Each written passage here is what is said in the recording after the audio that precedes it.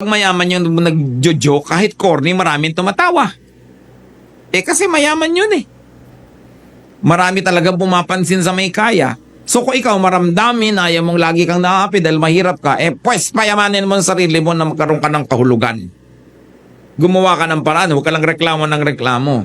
Magsikap ka. Kasi ngayon naman, posibilidad na nakatotohanan na ang tao nakakahulagpos, nakakalaya sa kahirapan. Hindi lahat. Pero ngayon possible na. Nung araw ni Solomon, hindi pwede yun. Pag ipinanganak ka nun, alipin ka. Hindi na iiba yun. No? Pero ngayon, possible. At napakarami nating mga kilala, magamat hindi ko minsan personal, pero alam natin dahil naging mga sikat sila, galing sa hirap. Pero yumaman. Pero titiyakin nyo naman na ang pagyaman nila, malinis ang paraan. Hindi ko mo yumaman lang at galing sa hirap, accomplishment na yon. Kailangan malinis ang iyong pamamaraan. Mahirap talaga sigurong maging mahirap. Kaya dapat sikapin mong umalis dyan. Ang kahirapan, mga kapatid, kailangang tanggapin mo, entertainin mo, mahalin mo para magtagal sa iyong piling. Ang mga taong nakalaya sa kahirapan, hindi nila tinanggap. Inayawan nila yung ganung buhay, gumawa sila ng paraan na makatakas, makalayo sa hirap. Kaya nakakalayo sila. Pero yung mga taong ay talagang ganyan, wala tayong magagawa, ay wala talagang mangyayari sa buhay nila pag gano'n ang attitude. Yang kahirapan, pag hindi mo tinanggap, lalayasan ka rin yan. Pero kailangan gumawa ka ng paraan na layasan mo rin siya. Halimbawa, nakatira ka sa estero, nakatira ka sa mga miserabling lugar, at sinabi mong, ayoko na nandito pa ako 5 years from now. Ang laki ng pagkakataong mawawala ka doon. Kasi gagawa ka ng paraan eh.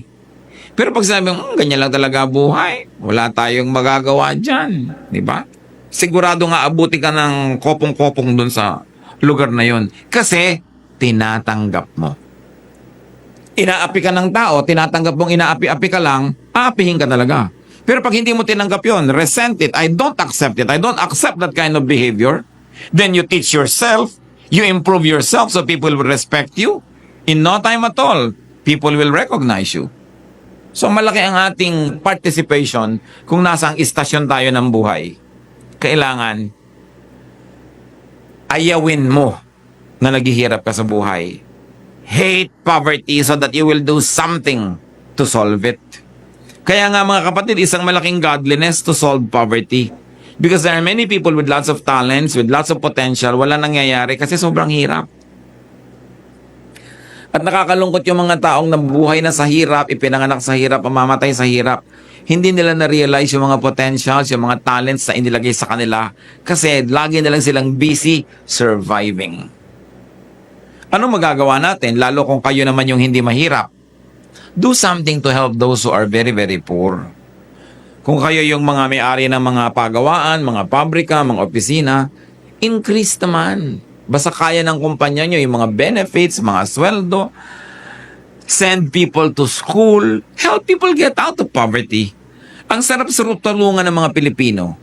Kasi pag tinutulungan mo Pilipino, ang dami-daming nakikinabang. Minsan merong nagtanong, halimbawa, meron akong ganitong pera, kanino ko ibibigay? Sa Hapon, sa Canadian, bawa sa British o sa Pinoy. Sabi ko, bigay mo sa Pinoy. Theoretical yung usapan na yon. Bakit? Kasi pag binigay mo yun sa Hapon, malamang kanya lang yun. Binigay mo sa British, kanya lang yun. Pag binigay mo sa Pilipino, buong barangay niya may balato. No?